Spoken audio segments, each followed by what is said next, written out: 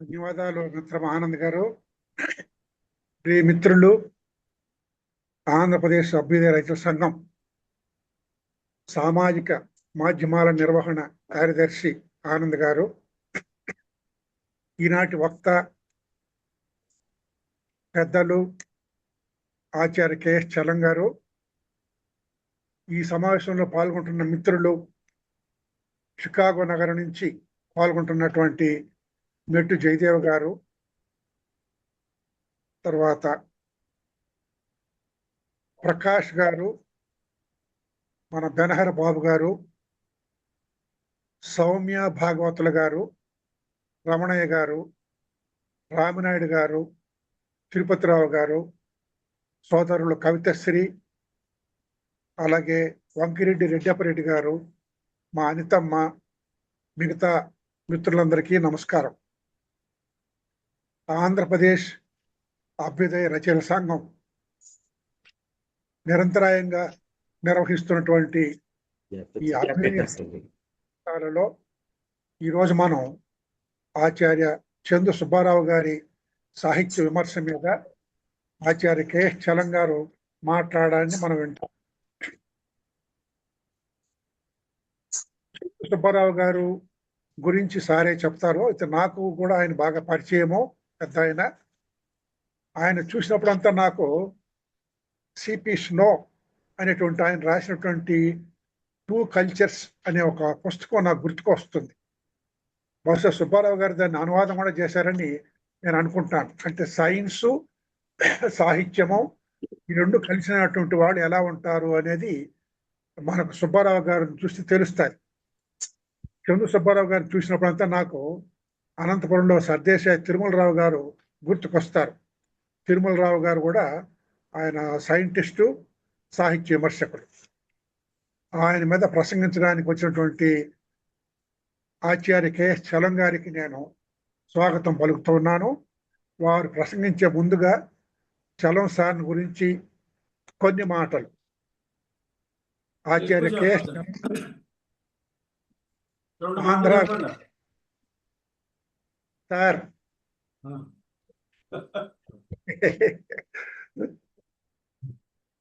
క్లుప్తంగానే చెప్తాలేండి sir, క్లుప్తంగానే చెప్తాలేండి. నేను ఆంధ్ర విశ్వవిద్యాలయంలోనే సార్ని కలుసుకున్నాను. వారు అప్పుడు అకాడమిక్ స్టాఫ్ కాలేజీ దీంట్లో ఉన్నప్పుడు నాతో ఒక ఉపన్యాసం కూడా ఇప్పించారు. ఆచార్య చలం గారు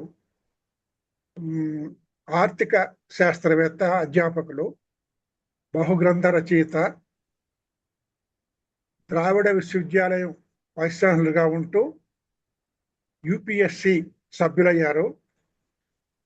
చివరిలో ఆయన బహుశా 2005-2011 మధ్యలో వారు యూపీఎస్సి సభ్యులుగా ఉన్నారు. కొంతకాలం, చాలా పరిమితమైన కాలంలో ఆయన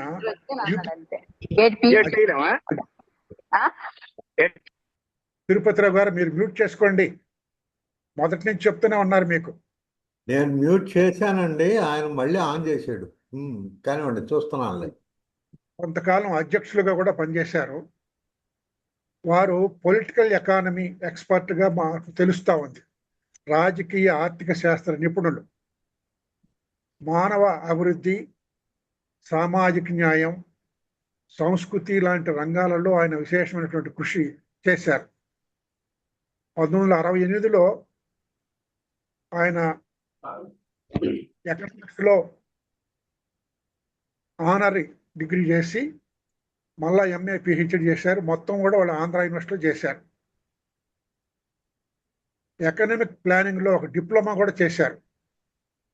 ఆయన భారతదేశంలో మొట్టమొదటిసారిగా అకాడమిక్ స్టాఫ్ కాలేజ్ అనేటువంటి ఒక కాన్సెప్ట్కి ఆయన స్థాపకులుగా మాకు తెలుస్తూ ఉంది. అంటే ఉపాధ్యాయులకు ఎప్పటికప్పుడు బోధనలో, పరిశోధనలో వస్తున్నటువంటి పరిణామాల పట్ల ఒక జాగృతి కలిగించడం, శిక్షణ ఇవ్వడం అనేటువంటి దానికి ఏర్పడినటువంటివి అకాడమిక్ స్టాఫ్ కాలేజెస్ అనేటువంటివి. వాటికి స్థాపకులే మన ఆచార్య కెఎస్ చలం గారని తెలుస్తూ ఉంది. ఆయన స్వామి రామానంద తీర్థ రూరల్ డెవలప్మెంట్ అనేటువంటి దానికి ఒక సంస్థకి వ్యవస్థాపక డైరెక్టర్గా చేశారు. 1984లో యువ ఆర్థిక శాస్త్రవేత్త పురస్కారం తీసుకున్నారు. 1985లో మ్యాన్ ఆఫ్ ది ఇయర్ అనే పురస్కారం తీసుకుని ఇంకా చాలా పురస్కారాలు తీసుకున్నారు. 17 దేశాలు సందర్శించారు. 12 మందికి పైగా పరిశోధకులకు పర్యవేక్షణ వహించారు. మధ్యప్రదేశ్ ప్రభుత్వము ఆయనని ప్లానింగ్ బోర్డులో సభ్యుడిగా తీసుకోవడం తెలుగు వాళ్ళకందరికీ గర్వకారణం అని చెప్పేసి నేను భావిస్తున్నాను. 2002-2004 సంవత్సరాల మధ్య దాదాపు 15 పుస్తకాలు రాశారు. చందు సుబ్బారావు గారితో కలిసి కూడా కొన్ని పుస్తకాలు రాసేటికి నేను చదివాను. అటువంటి మాస్టారు ఆచార్య కెఎస్ చలంగారిని, ఆచార్య చందు సుబ్బారావు గారి సాహిత్య విమర్శన గురించి మనకు తెలియజేయవలసిందిగా మనందరి తరఫున హృదయపూర్వకంగా ఆహ్వానిస్తూ ఉన్నాను. మీరు మాట్లాడండి మాస్టర్ చలంగారు. నమస్కారం, అందరికీ వందనాలు. రాజపాలెం గారిని, ఆంధ్ర గారిని చాలా కాలం అయింది చూసి. ఈ అవకాశం ఇచ్చిన అరసం వారికి ధన్యవాదాలు. నేను సాహితీవేత్తను కాదు. నా క్వాలిఫికేషన్ ఏంటంటే చందు సుబ్బారావు మిత్రుడిని 50 ఏళ్ళుగా మేము కలిసి పనిచేశాం. ఇవాటికి 5 నెలలు అయింది చందు సుబ్బారావు గారు చనిపోయి. 29 జనవరిలో చనిపోయారు. ఈ 5 నెలలు ఎక్కడో ఒక చోట చందు సుబ్బారావు గురించి తెలుసుకుంటున్నారు. అది గొప్ప విషయమే. ఆ మిత్రుడిగా అది ఒక విధంగా సంతోషాన్ని కలుగజేస్తుంది. ఆయన ఇంకా రాజపాలెం గారు, అలాగే ఆనంద్ గారు, ఇంకా తెలుగు సాహిత్యంలో ప్రవేశం ఉండి పరిశోధన చేస్తున్న మిత్రులందరికీ భవిష్యత్తులో ఇంకొన్ని పరిశోధనలు వస్తాయని నేను ఆశిస్తున్నాను. 1-2 ఎంఫిల్ చేసినట్టు చెప్పాడు. అయితే నేను దీనికి సారీ, నేను 2 వారాల క్రితం నాకు చాలా బిజీగా ఉంది. అసలు నా దగ్గర 6-7 పుస్తకాలు ఉన్నాయి చందు సుబ్బారావు. ఆ లిస్ట్ కూడా నాకు చెప్తాను. అయితే ఈ పుస్తకం లేదు, చందు సాహిత్య విమర్శ సమగ్ర వ్యాసావళి పుస్తకం నా దగ్గర లేదు. రాత్రే తెప్పించాను. ప్రొఫెసర్ కవిత వాళ్ళ అమ్మాయి ఇప్పుడు ప్రిన్సిపాల్ గీతం కాలేజీ, అమ్మాయిని అడిగితే పంపించింది. ఆ పుస్తకం నా దగ్గర ఉంది. అదే అందులో కొత్త విషయాలు ఏమి లేవు, పాత పని తీసుకొచ్చి తయారు చేశారు. అయితే నేను ఇది ఎందుకు వచ్చాను అంటే, నేను అనుకుంటుంది ఏమిటి అంటే, ఒక ఈ కాగితాలు వెతుకుతుంటే కొన్ని కాగితాలు దొరికాయి. చదివి వినిపించొచ్చా ఒక మాట, ఒక పారాగ్రాఫ్. ఇంగ్లీషు కవుల కంటే నాంధ్ర కవులు లేని అలంకారము లేకము, అందులో ప్రబంధ కవులలో అత్యంత విపరీతము. దీనికి కారణమేమన్నా అలంకార రచన ఆలోచన శక్తికి చేరినంత భావనాశక్తికి చేరినది కాదు. మన కవులు తరచూ పండితులు, ఇంటిలోనే కూర్చుండి నిఘంటువుల గంటాపాఠం చేయువారు. వీరికి కార్యోత్సాహము భావ ప్రాబల్యము రెండునూ క్షీణములు. కావునే భావనాశక్తి మట్టు ఒక విధమైన ఆలోచన శక్తి ఎక్కువ. రేపగలను ఆలోచించి దిక్కుగతి మోక్షము లేని వ్యూహలు కల్పించు నవిదియే కవిత్వమని విర్రవేగసాగింది. యుక్తులు కవితాయుక్తులు అవునా అని చెప్తూ ఇంకొక మాట కూడా అన్నారు. మన కవులు ఇప్పటికీ రుక్మిణీ పరిణయము, సుభద్రా పరిణయములు రాయుచుండుట పాపం పెండాడి వారు అలసి విసిగెత్తి ఉన్నారు. వారికి పింఛను అంటే మన ఓపీఎస్ వచ్చాము విశ్రాంతి ప్రతిపాదింపకున్న ఎంతేమో ఘోరంలో అని ఎవరున్నారో మీకు తెలిసే ఉంటుంది. మా రాజపాలెం గారు తెలిసే ఉంటుంది, సిఆర్ రెడ్డి గారు. ఆయన ఇంకో విషయం కూడా చెప్పారు మన దేశానికి సంబంధించి. అది భారత అర్థశాస్త్రం. నేనేం చెప్తున్నానంటే, హిందువుల మగు మన యొక్క శాస్త్రములు 1000 తరాల సర్పములు వంటివి. ఈ బహుశా చాలా మంది దగ్గర ఉండకపోవచ్చు ఈ పుస్తకం. అనగా నవి ఏ విషయమును గురించి నన్ను ఒక మాటగా బల్కుటలేదు, మరి ఏమన్నను పరస్పర విరుద్ధములకు విషఘోషలు చేయుచు నల్పబుద్ధులకు వినువారి మనస్సులకు భ్రమ కల్పించినవిగా ఉన్నవి. విమర్శనా జ్ఞానము లేని మూర్ఖుల కొందరు సత్యాచర్చ విచారణకు దొరక ఇదియు నిజమే అదియు నిజమే ఇంకను ద్రోబోడేమని చెప్పినది. ఇలాగా ఆయన అర్థశాస్త్రం అంటే 115 ఏళ్ల క్రితం మన సిఆర్ రెడ్డి గారు ఏమైతే చెప్పారో దాన్ని నేను ఆ, కొనసాగించలేను, దాంతో ఏకీభవించగలను. ఎందుకంటే ఆయనకి నాకు ఉన్న సంబంధం ఏమిటంటే అర్థశాస్త్రం. అంటే అర్థశాస్త్రం అంటే సగం తెలిసిన అర్థం కాదు, ఆర్థిక శాస్త్రం. అంచేత ఈ సందర్భంగా నేను ఎందుకు పార్టిసిపేట్ చేశానంటే, రచయితల సంఘాలు పౌర సమాజంలో ఒక భాగం అని నేను అనుకుంటున్నాను. అలా కాకుండా పౌర సమాజంలో కాకుండా వృత్తి సంఘాలుగా, ఏదేంటి కార్మికుల సంఘం, కర్షకుల సంఘం, ఇవి కూడా ఇప్పుడు మనం ప్రజా సంఘాలుగానే గుర్తిస్తున్నాం.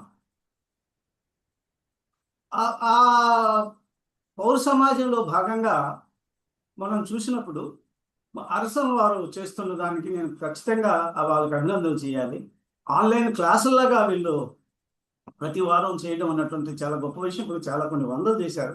ఇవన్నీ ఆనంద్ గారు మరి మా సింహంలాగా అన్ని బట్టి పుస్తకం రూపం చేస్తారో లేదో తెలియదు, కానీ తెస్తే బాగుంటుందని కోరుకుంటున్నాను. ఇది చాలా ఉపయోగపడుతుంది. ఇప్పుడు నాకు ఇచ్చినటువంటి అంశం ఏమిటంటే, చందు సుబ్బారావు, ఆచార్య చందు సుబ్బారావు గారి చందు సాహిత్య విమర్శ సమగ్ర వ్యాసావళి అన్న పుస్తకం. దానికి మన మిత్రుడు రాజపాలెం గారే ముందు మాట రాసినట్టున్నారు. గతంలో నా దగ్గర ఉన్నటువంటి పుస్తకాలు ఏమిటంటే, చందు సుబ్బారావుని ఈ విమర్శకు సంబంధించి కవికి విమర్శకుడు శత్రువు కాదు, శిల్ప దృష్టి, చందన చర్చ, సాహిత్యాభినివేశము, నవ్యాలోకనము, 2 సత్యాలు. ఇవి 6 పుస్తకాలు, 6-7 పుస్తకాలు ఉన్నాయి. ఇవి మొత్తం ఈ పుస్తకాలు ఉన్నటువంటి చూస్తే 100కు పైగా వ్యాసాలు ఉన్నాయి సాహిత్య విమర్శ సంబంధించిన. ఇందులో మాత్రం 68-70 తీసుకొని మళ్ళీ ఆయన ఈ పుస్తకం కింద తయారు చేశారు. చందు సుబ్బారావు గారు జియోఫిజిక్స్, నేను ఎకనామిక్స్. 50 ఏళ్ళుగా, అంటే 75 నుంచి నేను లెక్చరర్గా ఉన్నాను. విచారణ సంఘంలో కాళీపట్నం మాస్టర్ ప్రెసిడెంట్గా ఉంటూ, అప్పుడు ఎమర్జెన్సీ కాబట్టి నన్ను సెక్రటరీ ఉండమన్నా నేను ఒక 5 ఏళ్ళు ఇంకా ఉన్నాను. తర్వాత చందు సుబ్బారావు గారు దాన్ని ప్రయత్నిస్తున్నాను. మేము అప్పుడు చందు సుబ్బారావు మేము సరదాగా అనుకుండేవాళ్ళం. ఈ విరసం అన్నది రాకముందు, విరసం అంటే విశాఖ రచయితల సంఘమే. అది నిజానికి విరసంకి వైపు డ్రైవ్ చేసింది కూడా విశాఖ రచయితల సంఘంలో ఉన్నటువంటి కొంతమంది విద్యార్థులు. అది విశాఖ విద్యార్థులు, మీకు అందరూ తెలిసినటువంటి వ్యవహారం. ఇది ఎందుకు చెప్తున్నానంటే, చందు సుబ్బారావు అప్పటి నుంచి రచయితల పక్షానే ఉన్నాడు. నిజంగా ఒక సందర్భంలో ఆయన చందు సుబ్బారావు తన పుస్తకాల లిస్టులో మేమిద్దరం కలిసి ఏ సాహిత్యం మీద ఏమి రాయలే. మేము రాసినవి వేరే సందర్భం. ఎందుకు రాయాల్సి వచ్చిందంటే, చందు సుబ్బారావు యూనివర్సిటీ రీడర్గా ఉండగా, నీకు చాలా సమస్యలు వస్తాయి భవిష్యత్తులో, నీవు ఎక్కువ తెలుగులో రాస్తున్నావు, అవి మన మెరిట్ ప్రమోషన్ వచ్చినప్పుడు కానీ మిగతా ప్రమోషన్లు వచ్చినప్పుడు ఇవన్నీ నీకు దీని కింద రావు, క్రెడిట్స్ కింద రావు, కాబట్టి నువ్వు ఏదైనా రాయాలని చెప్పి అప్పుడు గ్రౌండ్ వాటర్ మీద, దాని మీద సైన్స్ అండ్ సివిలైజేషన్ కొన్ని పుస్తకాలు రాశారు. అవి రాసినప్పటికీ కూడా చందు సుబ్బారావు గారు నిజానికి ఎక్కువ కాలం తెలుగు సాహిత్యానికి కారణం ఏంటంటే, వాళ్ళ కుటుంబం కమ్యూనిస్ట్ కుటుంబం. వాళ్ళ ఫాదర్ మదర్ కూడా కమ్యూనిస్టు వెళ్ళే చేశారు. దానికి కారణం ఏంటంటే, బొల్లిరామంత శివరామకృష్ణ గారు, ఆయన మామగారు చందు సుబ్బారావు గారు ఇంట్లో వాతావరణం ఉంది. ఆ వాతావరణం మూలంగా చందు సుబ్బారావులో సాహిత్య అభినివేశం వచ్చింది. దాన్ని ఆయన కొనసాగించారు. ఇక్కడే మన పెద్ద ఆయన గడ్డవాయన చెప్పింది, నీ ఉనికి నీ చైతన్యాన్ని నిర్ణయిస్తుంది అన్నాడు మార్క్స్. అది వాస్తవం అనిపిస్తుంది ఇలాంటి మృతులను చూసినప్పుడు. ఎంచేతంటే ఆయన ఉన్నటువంటి వాతావరణం ఆయన చైతన్యాన్ని ప్రభావితం చేసి, ఆయన నిజానికి చందు సుబ్బారావు విశాలాంధ్రలో సైన్స్ వ్యాసాలు రాసుకుంటుండేవాడు.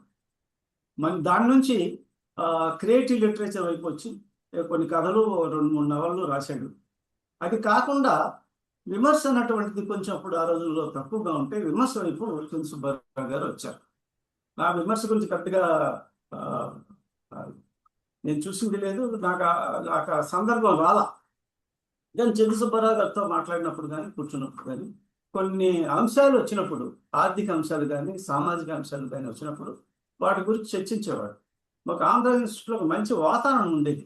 70, 80, 90 వరకు ఉంది ఆ వాతావరణం. ఏంటంటే, Telugu department, Hindi department, English department, Sanskrit డిపార్ట్మెంట్లు అన్నీ కూడా కలిసే ఉంది. చాలా పెద్ద పెద్ద ప్రొఫెసర్లు, ఎస్వి జోగారావు గారు కాదు, ఇంకా పెద్దవాళ్ళు ఉండేవాళ్ళు అక్కడ. మాధవరావు గారు, అలాగే బైరాగి మీద పరిశోధన చేసిన ఆదేశ్వరరావు గారు, ఇంగ్లీష్లో అయ్యారు, చాలా పెద్ద మంది ఉండేవాళ్ళు. వీళ్ళందరితో చంద్రసుబ్బారావు గారు వీళ్ళందరితో పరిచయాలు ఉండి వాళ్ళతో మాట్లాడి విషయాలు సేకరించి విమర్శ రాయడం ప్రారంభించారు.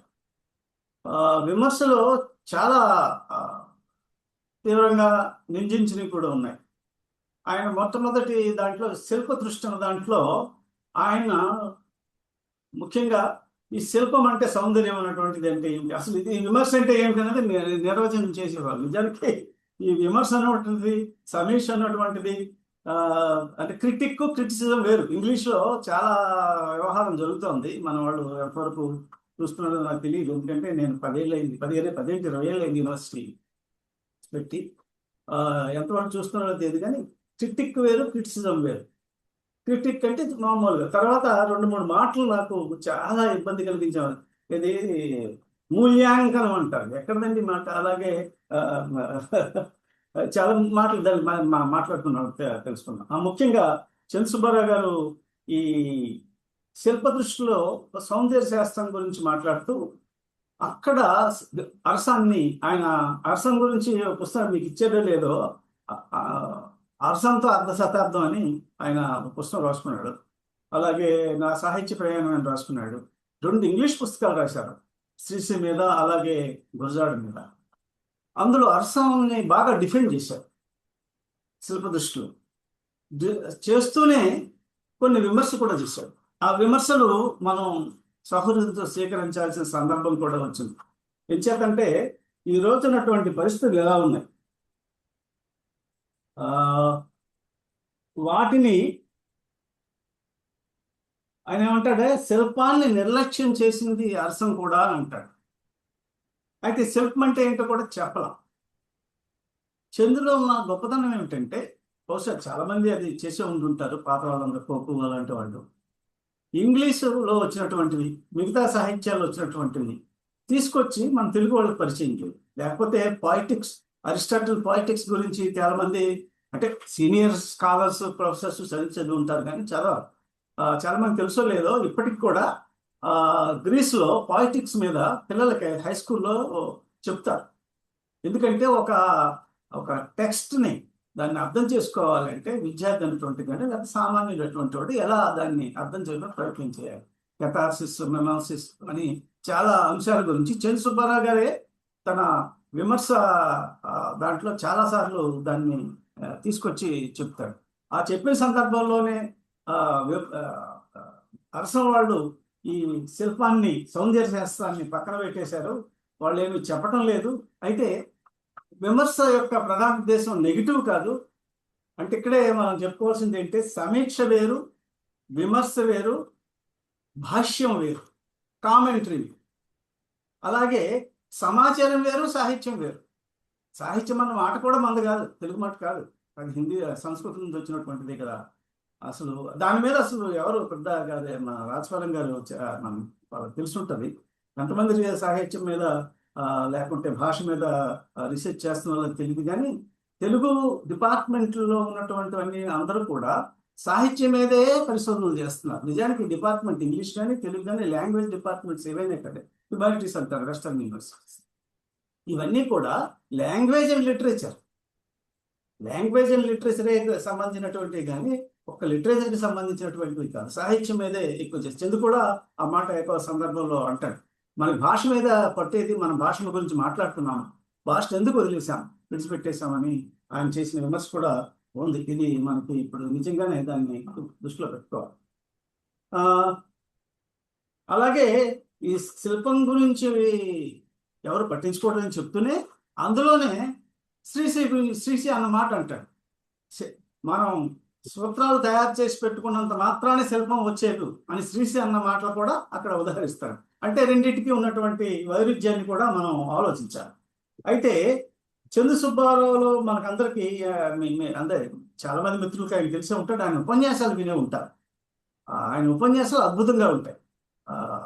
ఎందుకంటే ప్రాచీన సాహిత్యంలోని పద్యాలు చదవడం కానీ ప్రాచీన సాహిత్యాన్ని అవపోసనం పెట్టి దాన్ని విమర్శనాత్మకంగా ప్రజెంట్ చేయటం కానీ దాన్ని ఆధునిక సాహిత్యాన్ని లింక్ చేసినటువంటి వాళ్ళు మనలో చాలా తక్కువ మంది ఈ తరంలో, అంటే ఈ తరంలో ఉన్నారో లేదో నాకు తెలియదు, మా తరంలో కూడా చందు సుబ్బారావు అంత గొప్పగా చెప్పినటువంటి వాళ్ళు ఎవరు లేరు. అయితే అక్కడ ఆయన ఏంటంటే సౌందర్యం, శబ్ద సౌందర్యం అన్నాడు. శబ్ద సౌందర్యం గురించి మనం తెలుసుకోకపోతే ఎలాగా? శబ్ద సౌందర్యం అని చెప్తూనే డామ్ డామ్ డామ్ డామ్ డడడా అనేది ఒక పద్యం ఇస్తాడు ఆయన ఎగ్జాంపుల్. ఇవన్నీ ఎలా వచ్చాయండి? ఇది సందర్భం కాబట్టి 2-3 ఆనంద్ గారు కొన్ని మిగతా విషయాలు కూడా మాట్లాడొచ్చా? సార్ చెప్పండి. కొన్ని కొన్ని మిగతా విషయాలు కూడా చెప్పొచ్చు కదా. ఇప్పుడు ఏంటంటే ఇక్కడ ఇది సందర్భం కాబట్టి దక్షిణాదిలో ఉన్నటువంటి భాషల్లో సాహిత్యాల్లో మనమే వెనుకబడి ఉన్నామేమో అనిపిస్తుంది. కారణం ఏంటంటే అసలు ఈ తెలుగు సాహిత్యము, ఈ విమర్శ ఇవన్నీ కూడా మన మద్రాసు రాష్ట్రంలో ఉన్నప్పుడు అప్పుడు అక్షరాస్యత శాతం అంతా తెలుసండి, 6% 1921లో. మన రాష్ట్రం విడిపోయిన నాటికి 15% కూడా లేదు అక్షరాస్యత. అంటే అప్పుడు శ్రీశ్రీలు, గురజాడలు వీళ్ళందరూ పుస్తకాలు రాసేశారు, గ్రంథాలు రాసేశారు, వాటి మీద విమర్శలు కూడా మొదలైపోయింది. ఎవరి కోసం రాశారు, ఎందుకోసం రాశారని అన్నది ఒక పెద్ద ప్రశ్న. అయితే ఈ జనాభా పెరిగి అక్షరాస్యత పెరిగి చదువుకున్న వాళ్ళు అన్ని సెక్షన్స్ నుంచి వచ్చిన తర్వాత సాహిత్యం తాలూకా విస్తృతి పెరిగింది. ఆ పెరిగిన క్రమంలో ఈ సాహిత్యాన్ని ప్రజల దగ్గరకు తీసుకెళ్ళాలి, అలాగే ఈ ప్రజల్ని ప్రతిబింబించాలి. ఏముందండి, మా మిత్రులు వెలిచేరి నారాయణరావు గారు చాలా గొప్ప సేవ చేశారు తెలుగు వాళ్ళకి. మన ప్రబంధాలను తీసుకొచ్చి ఇంగ్లీష్ వాళ్ళకి పరిచయం చేశాడు, ప్రచారం చేశారు. ఆధునిక సాహిత్యాన్ని ఎవరు చేశారు? ఎవరు ప్రచారం చేస్తున్నారు? లేదు కదా. అదే చందు సుబ్బారావులో ఉన్నటువంటి ఆవేదన కూడా అది.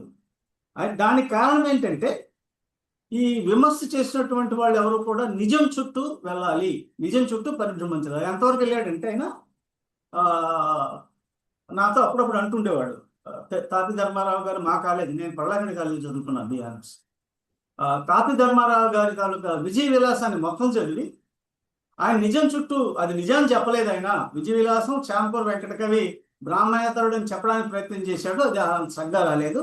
ఆయన కొత్తపాలి పాతపాలి, ఆ 2 పాలీల గురించి నాకు తెలుసు, ఎందుకంటే మా కాలేజీ గురించి ఎక్కువ రాస్తాను. ఆ కొత్తపాలి పాతపాలి గురించి రాస్తే అది గొప్పగా ఉంది అని. అంటే తాపి ధర్మారావు గురించి, తాపి ధర్మ అవార్డు కూడా ఇచ్చారు చందు సుబ్బారావు గారు. అంటే చందు సుబ్బారావు గారు ఏ విషయాన్నైనా నిర్మమాటంగా ఉన్నట్టు చెప్పడం ఆయనకు అలవాటు. అయితే ఇక్కడ ఏ సత్యం గురించి చెప్తున్నాడు అనేది చెప్పలా. సత్యం అంటే ఏమిటి? మొత్తం భారతీయ సాహిత్యం కానీ భారతీయ చింతన అంతా కూడా సత్యం వైపే. ఏమిటా సత్యం? అంతర్ముఖమా బహిర్ముఖమా? ఏమిటి ఈ సత్యాన్ని? ఈ సత్యం గురించి ఎవరు చెప్పారు? సత్యం గురించి బుద్ధుడు చెప్పాడు. అసలు సత్యం దేని వంటి నిర్ణయిస్తుంది? ఇప్పుడు ఏ పరిస్థితులు ఉన్నాం మనం ఇప్పుడు తెలుసు, అంటే మన అమెరికాలో అక్కడ ఉన్న మిత్రుడు తెలిసే ఉంటుంది, పోస్ట్ ట్రూత్ సొసైటీలో ఉన్నాము అంటున్నారు. దాని గురించి వద్దాం. పోస్ట్ ట్రూత్ సొసైటీ అంటే సత్యానంతర కాలంలో ఉన్నాం, సత్యంతో సంబంధం లేదు. కానీ బుద్ధుడు ఏం చెప్పాడు?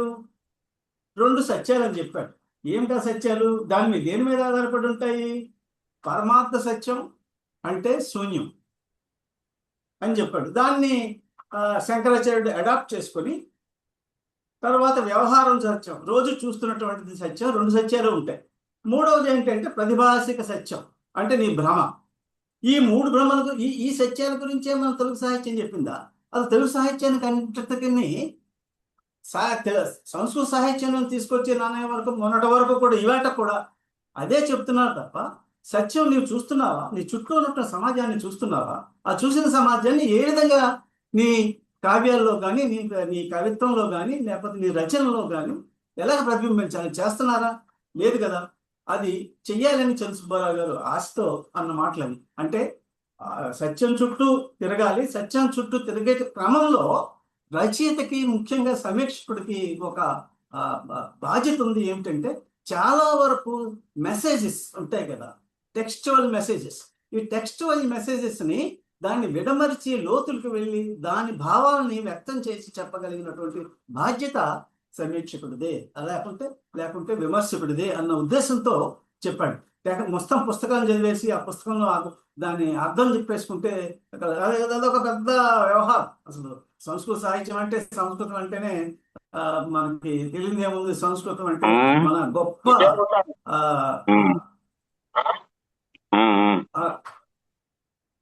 మన భారతదేశ తాత్వికులు, బౌద్ధ చింతనాపరులు, దిగాగుడు, ధర్మకీర్తన అటువంటి పేర్లు వినుంటే ఉంటారు. వాళ్ళు చాలా గొప్ప తాత్వికులు. వాళ్ళు పాణిని చాలా గట్టిగా విమర్శించారు. ఎంత గట్టిగా విమర్శించారంటే, పాణిని మనవాడు కాదు కదా, మన తెలుగువాడు, మన సంస్కృతం వాడు కూడా భారతీయుడు కాదు, పాకిస్తాన్ వాడు. ఇప్పుడున్న పాకిస్తాన్లో వాడు. ఆ పాణిని ఏమంటాడంటే, ఈ పాణి అన్నటువంటి వాడు భావాల్ని కంట్రోల్ చేయటానికి, ఆధిపత్యం చేయటానికి చేసినటువంటి ప్రయత్నమే గ్రామర్ అని చెప్పేసి వాళ్ళు అన్నారు. అది ఎంతవరకు నిజమో తెలియదు, కానీ అదే మన తెలుగులో కూడా వచ్చింది. నేను ఆ లోతుల్లోకి వెళ్ళడం లేదు, కానీ ఈ సత్యాన్ని చెప్పే క్రమంలో చందు సుబ్బారావు గారు చెప్పినటువంటిది ఏంటి అంటే, సత్యం చుట్టూ పరిభ్రమించాలి విమర్శ ఎప్పుడు కూడా, దానికి దాటి మీరు వెళ్ళకూడదు. ఆ చేసే క్రమంలో ఒకవేళ రచయిత చెప్పినటువంటి నిజమైన సత్యం, నిజమైనటువంటి మెసేజ్ ఏదైతే ఉందో దాన్ని బయటికి తీసి మీరు చెప్పాల్సినటువంటి పని చేయాలి అని అంటారు. అలాగే విమర్శకుల్ని 4 భాగాల కింద చేశాడు, 4 వర్గాల కింద విభజించాడు చందు సుబ్బారావు.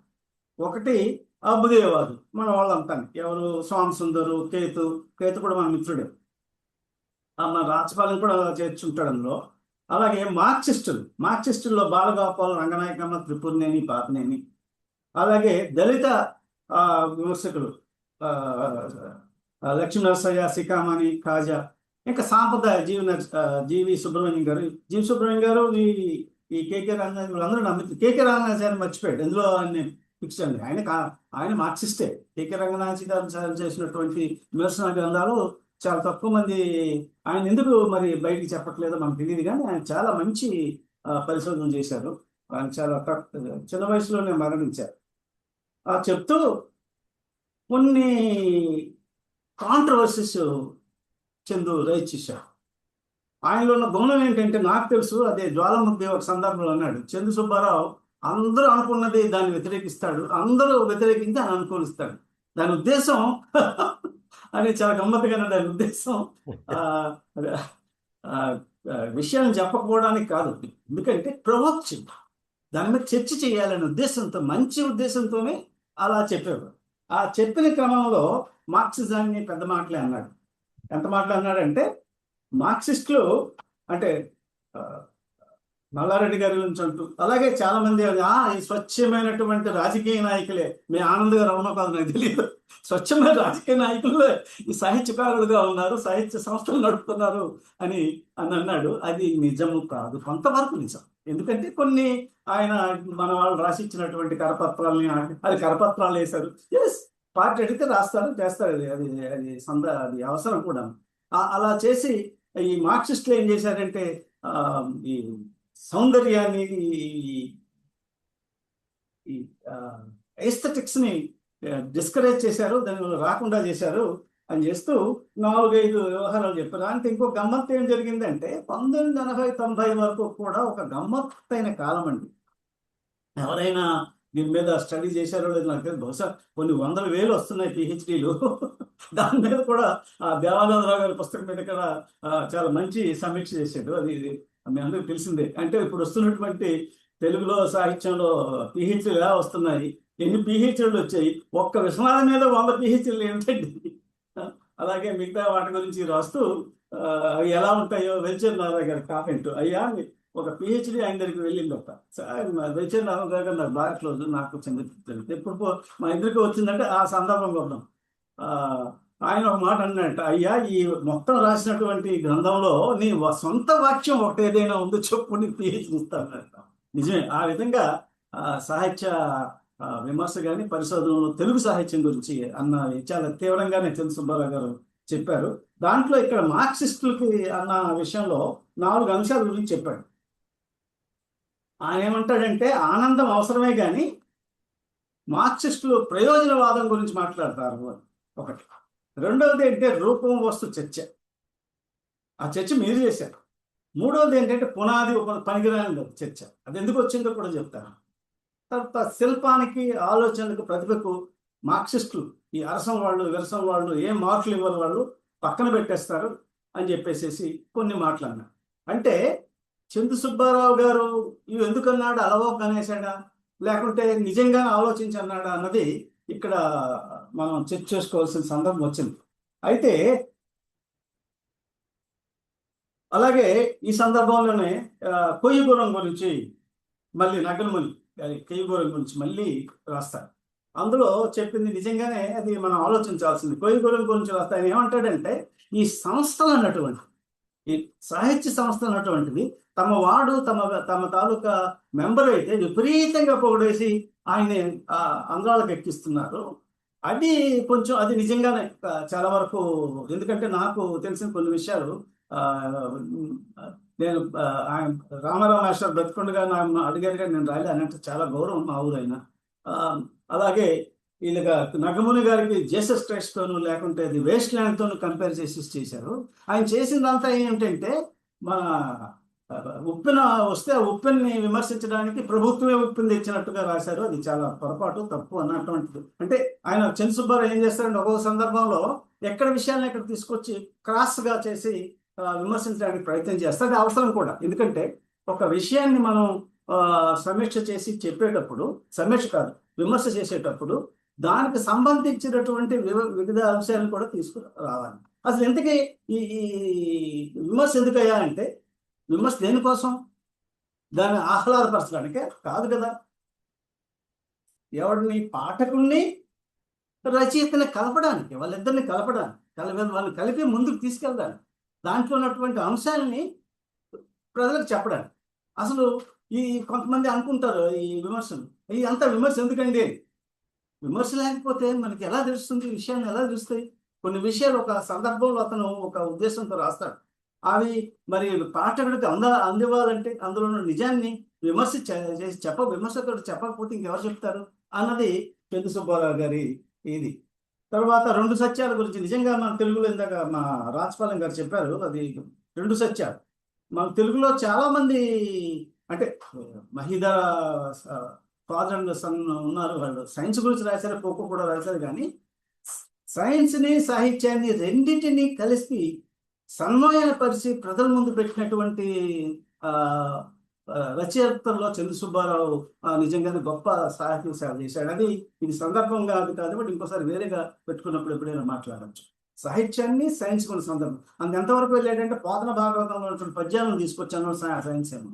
అదే సందర్భంలో ఇంకోటి ఏమంటాడంటే, అది కొంచెం విషయమే ఏంటంటే, అగ్నిమేలే పురోహిత దీన్ని తీసుకొస్తాడు, ఋగ్వేదంలో ఉండే శ్లోకాలను తీసుకొచ్చి ఇక్కడ పెట్టేసి అప్పుడే సైన్స్ ఉంది అంటే, ఒక్కొక్క సందర్భంలో ఏందో రాస్తాడో తెలియదు కానీ ఒక్కొక్క సందర్భంలో కొంచెం కాంట్రవర్షియల్గా రాసేస్తా అందులో ఉంది. మీరందరూ కూడా, అతను చాలా మందికి తెలియదు ఆయన నాస్తికుడు కాదు.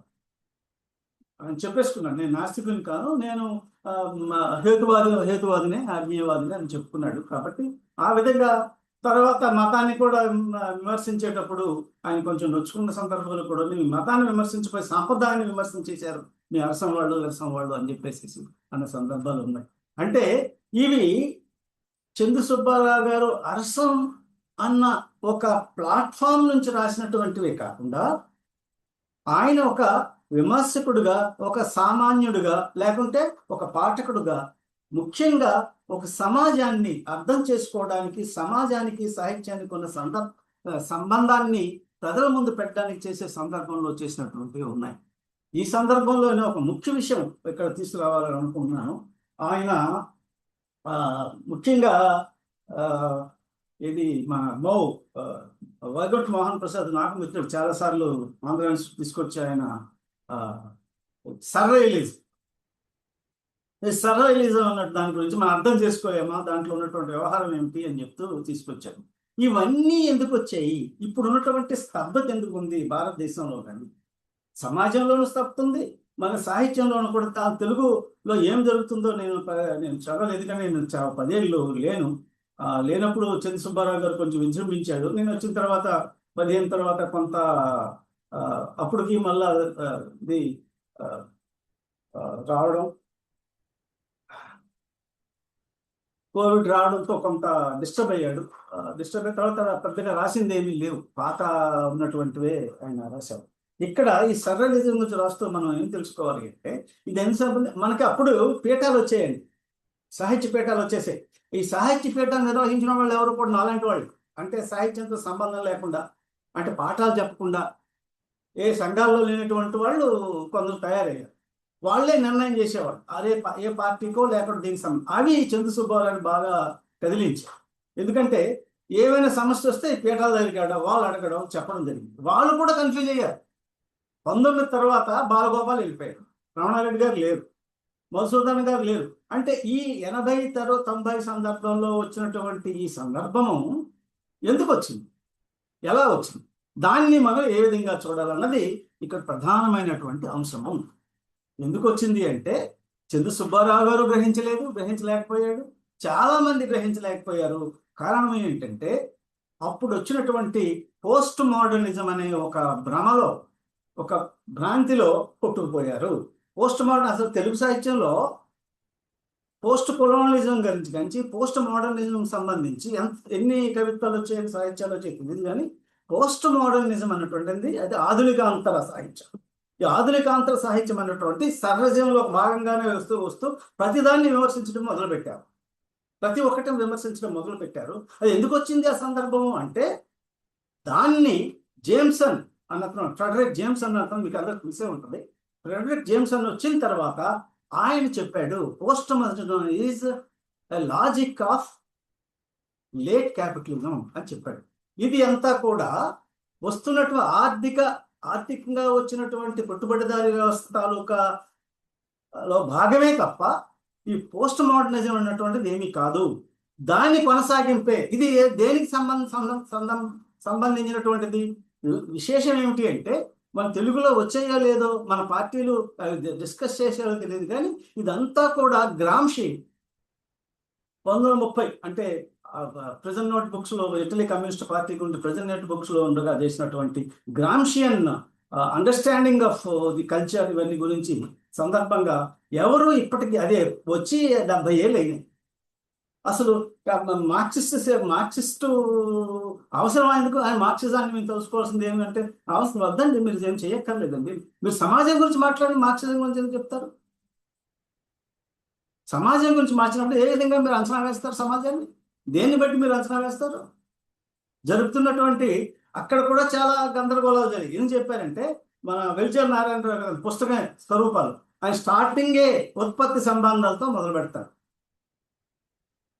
ఉత్పత్తి సంబంధాలు, ఉత్పత్తి విధానంలో ఉన్నటువంటి కారకాలు, ఉత్పత్తి సంబంధాలు, వీటి మధ్యన జరిగినటువంటి ఘర్షణే సాహిత్యం ప్రతిబింబిస్తాయని అనుకున్నారు. కానీ జరిగిన వ్యవహారం ఏంటి అంటే, మార్క్స్ అంత సింపుల్గా ఏమి చెప్పేయలేదు. అంత సింపుల్గా చెప్పడమే కాదు, చాలా గందరగోళాలు జరిగాయి, అవి సాహిత్యంలో వచ్చేసాయి. మళ్ళీ కరెక్ట్ చేసుకునే ప్రయత్నం చేయలేదని అనుకుంటున్నాను నేను. అది చంద్ర సుబ్బారావు కూడా దాన్ని అర్థం చేసుకోకుండా విమర్శించిన ఉన్నాయి. ఎందుకంటే మార్క్సిస్టులను విమర్శించిన సందర్భం ఏమిటి అంటే, దాన్ని అర్థం చేసుకోకపోవడం. దేంటి అర్థం చేసుకోకపోవడము అంటే, ఈ ఉత్పత్తి విధానంలో జరుగుతున్నటువంటివి, ఉత్పత్తి సంబంధాలు అన్నటువంటి అంత సింపుల్గా ఏమీ లేవు. ఏమన్నారు, ఇప్పటికీ కూడా మన మామూలు కూడా మార్క్సిస్టులు కానీ ఎవరు కూడా అబ్బే మానవ సంబంధాలు ఆర్థిక సంబంధాలే కదా అని చెప్పినవి ఉన్నాయి. కాదు. ఎందుకు కాదు అంటే, 1890లోనే దీని మీద సంబంధం వచ్చింది. 1975లో ఈ విషయం ఎక్కడో నేను చెప్పాను. అప్పుడే దానికి సంబంధించినటువంటి ఒక ఉత్తరం వచ్చింది. ఎంగెల్స్ మన మిత్రుడు బ్లాక్ అని ఆయన ఉత్తరం రాస్తాడు. రాసి అందులో చెప్తాడు, ఈ కుర్రాళ్ళంతా మమ్మల్ని, ఆయన ఏంటంటే ఆయన అడిగారు, ఎంగెల్స్ని అడిగాడు మిత్రుడు, అయ్యా ఏంటయ్యా ప్రతి కుర్రాళ్ళంతా కూడా ఆర్థికానికి చాలా ఎక్కువ ప్రాధాన్యత ఇస్తున్న ఆర్థిక విషయాల్ని చెప్తున్నారు, మరి దాని అదేనా నిజం మీరు చెప్పినట్టంటే, ఆయన అన్నది ఏంటంటే, మేము ఎక్కడ అలాగే చెప్పలేదు, మేము అలా చెప్పింది దానికి సంబంధం ఉంటుందనే చెప్పాను, కానీ ఆ క్రమంలో అంటే అప్పుడు ఉన్నటువంటి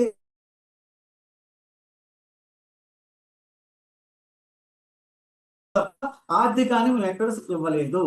దాన్ని మళ్ళీ ఎగ్జామిన్ చేసి మన ప్రజల ముందు పెట్టినటువంటి వాడు గ్రాంషి.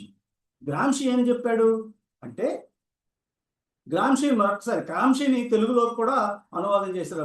సుషితారు అని ప్రొఫెసర్, ఆమె నాకు పర్సనల్ తెలుసు. సుషితారు భార్య భర్తలు జాకబ్ తారు, సుషితారు వాళ్ళే. సుషితారు లలిత గారే స్త్రీవాద సాహిత్యాన్ని తెలుగులో ఇంగ్లీష్లో ప్రజెంట్ చేశారు. తెలుగులో కూడా వచ్చేదో నాకు తెలియదు, వచ్చినట్టున్నాయి.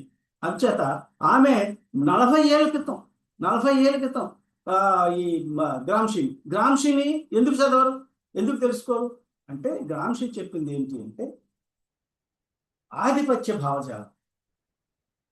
ఈ ఆధిపత్య భావజాలమే ఈ పౌర సమాజాన్ని, రూలింగ్ క్లాసెస్ ని అణిచిపెట్టి ఉంచడానికి ప్రయత్నం చేస్తుంది. దానికి ఒక భౌతికమైనటువంటి స్వరూపమే ఉంటుంది. అది ఇన్ఫ్రాస్ట్రక్చర్, రెండింటిని కంబైన్ చేస్తుంది. అది సూపర్ స్ట్రక్చరే కాదు, ఇన్ఫ్రాస్ట్రక్చర్. అదేంటి బేసు, సారీ నాకు ఆ తెలుగు మాటలు అపార్థం చేసుకోకండి. ఈ బేసిని సూపర్ స్ట్రక్చర్ని కలిపినటువంటి ఇన్ఫ్రాస్ట్రక్చర్ అయినటువంటి దాన్ని కొనసాగించినాడు వాడు ఆల్తూసర్. ఆయన ప్రొఫెసర్ అల్జీరియా చెందిన, అంటే ఫ్రాన్స్లో జరిగినటువంటి, ఫ్రెంచ్లో జరిగినటువంటి సాహిత్య విమర్శలు కానీ శాస్త్రీయతో సహా నిన్న మొన్నటి వరకు జరుగుతున్నటువంటివి ఎవ్వరు కూడా మన తెలుగులోకి వచ్చినట్టు సందర్భాలు లేవు. ఎందుకు లేదు? కారణం ఎందుకు నేను అనుకుంటున్నా అంటే మా చంద్ర సుబ్బారావు చదివి ఉండేవాడు, చెప్పేవాడు. ఎందుకు ఇంత కన్ఫ్యూజన్ వచ్చింది చంద్ర సుబ్బారావులో అంటే కారణం ఆయన గ్రాంషిని చదవలేదు, ఆల్తూసన్ చదవలేదు, అలాగే జేమ్సన్ చదవలేదు. అలాగే దీనికంటే ముఖ్యంగా 1930s నుంచి క్రిటికల్ థియరీ అని సాహిత్యంలో ఉంది, జర్మన్ ఫ్రాంక్ఫర్ట్ స్కూల్ అని. అలా మొదటి నుంచి కూడా ఈ సాహిత్యాన్ని, సమాజాన్ని ఎలా అర్థం చేసుకోవాలని చెప్పుకుంటూ వచ్చారు. ఆ వచ్చిన క్రమంలో ఇప్పుడు ఉన్నటువంటి సందర్భం ఏమిటి అంటే జేమ్సన్ అతను క్లియర్గా చెప్పేశాడు. ఏమిటి అంటే ఇది లేట్ క్యాపిటలిజం. అంటే లేట్ క్యాపిటలిజం లెనిన్ చెప్పిందే, ఇంపీరియలిజమే లేట్ క్యాపిటలిజం.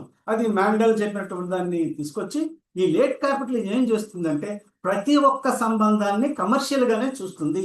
వస్తువుకరణ జరిగిపోయింది, కల్చర్ అంతా కూడా కమోడిటీ అయిపోయింది. ఈ కమోడిఫికేషన్ జరిగినప్పుడు మనిషి అక్కడ ఉండడు, వాళ్ళ మధ్య వాడు పరాయీకరణ చెందుతాడు. ఈ పరాయీకరణ చెప్పకపోతే సాహిత్యం ఎందుకండి? సాహిత్య ప్రయోజనం ఏమిటండి? ఈ పరాయీకరణ మూలంగా సమాజానికి జరుగుతున్నటువంటి నష్టం ఏంటో చెప్పకపోతే నువ్వు రాసిన కథలు ఎందుకు, నువ్వు రాసినటువంటి కవిత్వం దేనికి? ఒక్క ఆనందం గదిలో కూర్చొని, మా సిఆర్ రెడ్డి గారు చెప్పారు కదా, ఈ గదిలో కూర్చొని డిక్షనరీ చూసుకొని చదువుకోండి, సంతోషం పడండి, మాకేం సంబంధం కానివ్వండి. అది పల్ప్ కింద వస్తుంది, అది అలా పల్ప్ కిందే పోతుంది. నేను చందు సుబ్బారావు గారు చెప్పిన సందర్భంగా చందు సుబ్బారావుని విమర్శించడం లేదు, అది నా మిత్రుడు. కానీ చందు సుబ్బారావు గారు ఆ దశకు వెళ్ళడానికి ఆ పరిస్థితుల్లో తెలుగు సాహిత్యం ఎందుకు కల్పించింది? ఆయన లేవనెత్తినటువంటి ప్రశ్నలు అర్థం కానీ విరసం కానీ లేకుంటే మన సాహిత్య సంస్థలు ఏమంటే నాతో సహా మీతో సహా అందరం కూడా ఈవేళ పరిశీలించవలసినటువంటి ఒక సందర్భం వచ్చింది. ఇప్పుడు చూడండి, కాక్రోచ్లు వచ్చాయి. ఈ పరిస్థితి ఏమిటి? ఎందుకు వచ్చింది ఇది? ఈ టెక్నాలజీ ఎటువంటి డ్రైవ్ చేస్తుంది మనల్ని? టెక్నాలజీ ఎందులో భాగం? ఆయన గడ్డమైన అన్ని క్లియర్గా చెప్పుకున్నాడండి. ఆయన చెప్పినటువంటి, నేను చెప్తుంటాను, ఈ మార్క్సిజానికి సంబంధించినటువంటి వాళ్ళు క్యాపిటల్ ఒకటి చేస్తే సరిపోదండి. ఆయన చెప్పిన దాంట్లో ఆయన తెలుసా, మార్క్స్ పిహెచ్డి చేశాడు, ఫస్ట్ జనరేషన్లో పిహెచ్డి చేసి వచ్చాడు కాబట్టి ఆయనకు అన్ని విషయాలు ఏం చేస్తాడు. పిహెచ్ చేసినటువంటి వాడు ఇందులో పరిశోధకులు, ప్రొఫెసర్లు ఉండే ఉంటారు. మనం ఏం చేస్తాం, పిహెచ్డి చేస్తే ముందు ఒక ఇది ఇమ్మంటాం, బ్రీఫ్ సమ్మరీ ఇమ్మంటాం, దానికి ముందు రివ్యూ ఆఫ్ లిటరేచర్ ఇమ్మంటాం, తర్వాత దాని మెథడాలజీ చెప్తాం, దాని కన్క్లూజన్ చెప్తాం. ఆ విధంగానే ఫాలో అయ్యాడు మార్క్స్. అవి ఏమీ లేకుండా క్యాపిటల్ టెక్స్ట్ మాత్రమే మనం చూసేసి చాలా మంది మార్క్స్ అలా చెప్పలేదు. దాని సమ్మరీ ఇచ్చింది 1859 దాంట్లో ఈ సంబంధాల గురించి ఒకే పారాగ్రాఫ్ ఉందండి. ఆ డీటెయిల్స్ అన్నటువంటి గ్రుండ్రీజేలో ఉన్నాయి. గ్రుండ్రీజే అన్నటువంటిది ఎప్పుడు వచ్చింది తెలుగు? ఇంగ్లీష్లోకి రావడమే 1976లో వచ్చింది, తెలుగులోకి ఇంక వచ్చిందో లేదో తెలియదు. ఈ మధ్యన ఎవరో ఎకనామిక్ ఫిలసాఫికల్ మ్యానుస్క్రిప్ట్స్ కూడా చేశారు, చాలా సంతోషం. ఇవన్నీ కూడా చదివితే కానీ మార్క్స్ ఒక సమగ్రమైనటువంటి అవగాహనతో చేసినటువంటి, ఆయన పొలిటికల్ ఎకానమీయే కాదు, ఆయన ఒక సమగ్రమైన అవగాహనతో చేసినటువంటి సాహిత్యంలో ప్రబలించకపోవడంతో దాన్ని కొనసాగించినటువంటి గ్రాంషిని లేకపోతే ఆల్తూసర్ని, ఎందుకంటే మిగతా వాటి గురించి అంటారా, సాహిత్యానికి సంబంధించి వీళ్ళందరూ చాలా కృషి చేశారు. అవి బహుశా మన సాహిత్యంలో ప్రతిబింబించలేదేమో, అందుచేత చంద్ర సుబ్బారావు అలా అన్నాడా, లేకపోతే చంద్ర సుబ్బారావులోనే లోపం ఉందా, చంద్ర సుబ్బారావు గారే అసలు అది చదవలేదు, అలా చదివి చెప్పలేదు అన్నది ఇప్పుడు మన ముందున్నటువంటి సందర్భము. పోస్ట్ మోడర్నిజం అన్నటువంటిది లేట్ క్యాపిటలిజం మూలంగా వచ్చినటువంటిది. ఇప్పుడు మనం అందరము కూడా ఇప్పుడు ఎందుకంటే ప్రతి ఒక్కరు అనుభవిస్తున్నాడు. 20 లక్షల మంది తెలుగు వాళ్ళు అమెరికాలో ఉన్నారు. వాళ్ళు చేస్తున్న వ్యవహారాలంతా మనకి మనకి బంధుమిత్రులు ఉన్నారు కానీ చాలాసార్లు వెళ్ళి వచ్చాను, ఉన్నారు కదా అక్కడ. వాళ్ళు చెప్తుంది ఏంటి, ఇది ఇప్పుడు ఏకధ్రువ ప్రపంచం అయిపోయింది. సోవియట్ యూనియన్, చైనా వీళ్ళన్నీ వెళ్ళిపోయిన తర్వాత ఏకధ్రువ ప్రపంచం అయిపోయింది. మరి అలాగ అయిపోయినప్పుడు భారతదేశం లాంటి దేశాల్లో ఇంకెంతేనా దీని నుంచి కొనసాగించాలా? డెఫినెట్గా ఏదో రూపంలో తిరుగుబాట్లు వస్తాయి. ఆ తిరుగుబాట్లని రచయిత అన్నటువంటి వాడు పట్టుకోవాలి, దాన్ని చెప్పాలి. ఒక తిరుగుబాటులో ఉన్నటువంటి లోపాలు ఏవైనా ఉంటే రచయితకి బాధ్యత, తప్పకుండా బాధ్యతుంది. వాటి సామాజిక, నీవు సౌందర్యాన్ని చూసుకొని నీవు చెప్పుకుంటానంటే చెప్పుకోండి, కాదంటలేదు. అది ఒక భాగం ఉంటుంది, అది ఉంటుంది. ఎందుకంటే ఇప్పుడు ఉన్నటువంటి ఇంకొక విషయం చెప్పేసి నేను ముగిస్తాను. నాకు ఇబ్బంది పెట్టేది ఏంటంటే అస్తిత్వం అంటున్నారండి, తప్పండి. అస్తిత్వవాదులు ఎవరండి? ఆ నలుగురు, కిర్గాడు, వాళ్ళు సాత్రే కూడా లేడు. ఆ సమాజానికి సంబంధం లేని అక్కడ మూలుగుతుండి వాళ్ళ ఎగ్జిస్టెన్స్ కోసం పనిచేస్తున్నటువంటి తీసుకొచ్చి ఐడెంటిటీని తీసుకొచ్చి ఎగ్జిస్టెన్స్ చేసేసి ఎగ్జిస్టెన్షియలిజం తీసుకొచ్చేసి అస్తిత్వవాదులు అని చెప్తున్నారు. వీళ్ళు ఎవరు అస్తిత్వవాదులు కారు. మహిళలు, స్త్రీవాదులు అస్తిత్వవాదులు కాదు. వాళ్ళ గుర్తింపు లేదని పోరాటం చేస్తున్నారు. దళితులు, బహుజనులు, బ్యాక్వర్డ్ క్లాస్ మైనారిటీసులు అస్తిత్వవాదులు కాదు. వాళ్ళు చెబుతుంది ఏంటంటే మాకు జరుగుతున్నటువంటి అన్యాయము, మాకు జరిగినటువంటి వివక్ష, ఈ వివక్ష వ్యతిరేక పోరాటం తీసుకొచ్చి అస్తిత్వంగా మూడుపెట్టేసరికి ఏమైంది, వాళ్ళు చేస్తున్న పోరాటాలు, వాళ్ళ సాహిత్యం అంతా దూరం అయిపోయింది. నేను ఒక మాట మధ్యన కత్తిపద్మరావు రాయమంటే చెప్పాను నేను, ఇప్పుడు ఇవేమి ప్రత్యేకం కాదు. ఒకప్పుడు 10% అక్షరాస్యత ఉంది, 10% ప్రజల గురించి రాసినవన్నీ కూడా సాహిత్యం ఈవేళ 100% అయింది. ఈ 90% తాలూకా సాహిత్యం కూడా చేస్తే సమగ్రమైంది. ఇవాళ సాహిత్యం సమగ్ర స్వరూపంగా ప్రపంచాన్ని, మన దేశాన్ని, ప్రజల్ని ముందుకు పెట్టినటువంటివి ఈ ఈ షేడ్స్ ఏవైతే ఉన్నాయో వీటినన్నింటినీ కలుపుకుపోయే ఒక ఐక్య ఉద్యమం రావాల్సినటువంటి సందర్భం వచ్చింది. ఆ సందర్భాన్ని చంద్ర సుబ్బారావు గారు బ్రతికే ఉండుంటే తప్పకుండా చేయించేవాడిని నేను. దురదృష్టం అతనికి 75 తర్వాత, 70కి ఒక చేశాం కానీ 76, 78 నుంచి ఆయనకి కొంత డెమెన్షియా లాంటి ప్రాబ్లం నాకు తెలుసు, కొద్దిమందికి తెలుసు. సమస్యలు వచ్చి ఆయన అపార్థం చేసుకున్నారు చాలా మంది. అప్పటి నుంచి ఆయన ఎవరితో మాట్లాడలేదు. మాట్లాడిన కూడా సందర్భంలో కూడా కొంచెం నేను పర్సనల్గా తీసుకెళ్లేవాడిని. కానీ ఆయన రచనలో, ఆయన ముఖ్యంగా విమర్శలో చాలా అంశాలు ఉన్నాయి. ఆయన కాంట్రవర్సీ రాశాడు అంటే దాని ఉద్దేశం కాంట్రవర్సీ చేయాలని కాదు, ఆ కాంట్రవర్సీని కొనసాగించి చర్చ చేయాలని చాలా అంశాలు చెప్పాడు. ఆ విధంగా చంద్ర సుబ్బారావు గారు రాసినటువంటి విమర్శ ఏదైతే ఉందో అది మామూలు మిగతా వాళ్ళని ఏం చెప్పలేదు. ఆయన చెప్పిందంతా ప్రజా సాహిత్యానికి, ప్రజలతో సంబంధమైనటువంటి ప్రజలకు సంబంధించిన రచయితలకి, వీళ్ళకి నుంచే అరసం వాళ్ళకి, విరసం వాళ్ళకి, లేకపోతే ప్రజా రచయితలు, లేకపోతే దళితులు, వీళ్ళ కోసం అతను చెప్పాడు కదా. అంతేగాని తన కోసం తను చెప్పుకొని చేసినటువంటి సందర్భమే లేదు. నిజంగా చంద్ర సుబ్బారావు గారి తాలూకా సాహిత్య విమర్శ వ్యాసాలు 68, ఇందులో మన రాజపాలెం గారు ముందు మాట రాసిన 68 కాకుండా ఇంకా చాలా ఉన్నాయి. మన తెలుగు సాహిత్యంలో, తెలుగు రచయితలు, కళాకారులలో, లేకపోతే సైంటిస్టుల్లో సాహిత్యాన్ని, సైన్స్ని తీసుకొచ్చి ఆ 2 సత్యాలు అన్న ఉంటుంది. కానీ అవి డిస్కస్ చేసినప్పుడు మేము science and civilisation text book ఏదో రాశాం చంద్ర సుబ్బారావు. అక్కడ చాలా డీప్గా ఆయన కోసం జేడి బర్నాల్ పుస్తకాలు, చాలా పుస్తకాలు తెప్పించేవాడిని నేను. తెప్పించి ఆయన చదివేవాడు, చదివి ప్రజలకు చెప్పడానికి ప్రయత్నించేవాడు. ఆయన చేసింది పొరపాటు ఏమిటి అంటే బ్రెవిటీ, 4 పేజీల్లో రాసేయాలి. ఎందుకంటే ఆ చందన్ చర్చ మన రామారావు గారు మిత్రులు వీళ్ళందరూ ఆయన చేత రాయించారు. ఆ 2 పేజీలు, 3 పేజీలు, 4 పేజీలు రాయబట్టి చాలా లోతుల్లోకి వెళ్ళి చేయాల్సినటువంటి కొన్ని వాక్యాలు, అతని వాక్యం చాలా చక్కగా ఉంటుంది, బాగుంటుంది. ఆ వాక్యాలు చెప్పడానికి ప్రయత్నం చేశాడు. ఆ విధంగా లిమిటేషన్స్ ఉన్నాయి తప్ప చంద్ర సుబ్బారావు గారు ఏదైతే తన విమర్శలో రేజ్ చేశాడో అవి ఇప్పటికీ వాస్తవంగా ఉన్నాయి, మన ముందు ఉన్నాయి, మనం అనుభవిస్తున్నాం. ఈ రోజు మనం ఉన్నటువంటి భారతదేశం ఉన్నటువంటి పరిస్థితుల్లో ఎందుకు వచ్చిందండి ఈ పరిస్థితి? ఏమనుకున్నాం మనం? ఇదంతా ఏం చెప్పారు మీరందరూ నాతో సహా?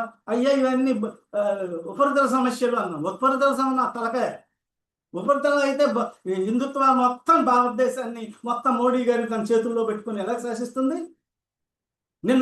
మొన్న జరిగినటువంటి ఈ ఆర్థిక వ్యవహారాలు ఏంటి, మొత్తం భూములన్నీ ఎవరి దగ్గర, దీనికి చేసే కారణాలు చాలా ఉన్నాయి. ఇప్పుడు ఈ సందర్భంగా నేను చెప్పను, అది ఇదే సందర్భంలో మాట్లాడుకుందాం. దీనికి అంతటికీ కారణం ఏంటి అంటే, ఎక్కడో ఒక చోట చిన్న పొరపాటు జరిగింది, అర్థం చేసుకోవడం పొరపాటు జరిగింది.